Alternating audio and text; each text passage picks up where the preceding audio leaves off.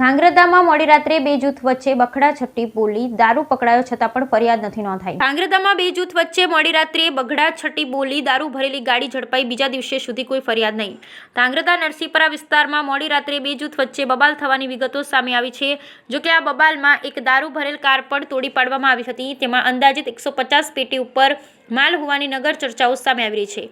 જ્યારે બીજી તરફ બીજા દિવસે એટલે આજે બપોરે 2 કલાક સુધી તાલુકા પોલીસ દ્વારા દારૂ મળેલ કાર બાબતે તપાસ ચાલુ છે તેમ જણાવી કોઈ ફરિયાદ નોંધવામાં ન આવી હોવાની છે અને ઝઘડો સિટીની હદમાં હતો તો દારૂ તાલુકાના હદમાં પકડાયો છે। ત્યારે સિટી અને તાલુકા પોલીસ બે જૂથ વચ્ચેના સહસ્ત્ર ધીંગાણાના લીધે કયા પક્ષનો દારૂ હતો તેની તપાસ કરી રહી છે। બીજી તરફ તાલુકા પીઆઈ સાથે એક નાગરિકનો ઓડિયો વાયરલ થયો છે જેનાથી ધાંગ્રધા શહેરમાં અનેક ચર્ચાએ જોર પકડ્યું છે અને પોલીસ બધું જાણવા છતાંય ફરિયાદ નથી નોંધી રહી તેવી ચર્ચા સામે આવી। Bureau report Hitesh Rajpara.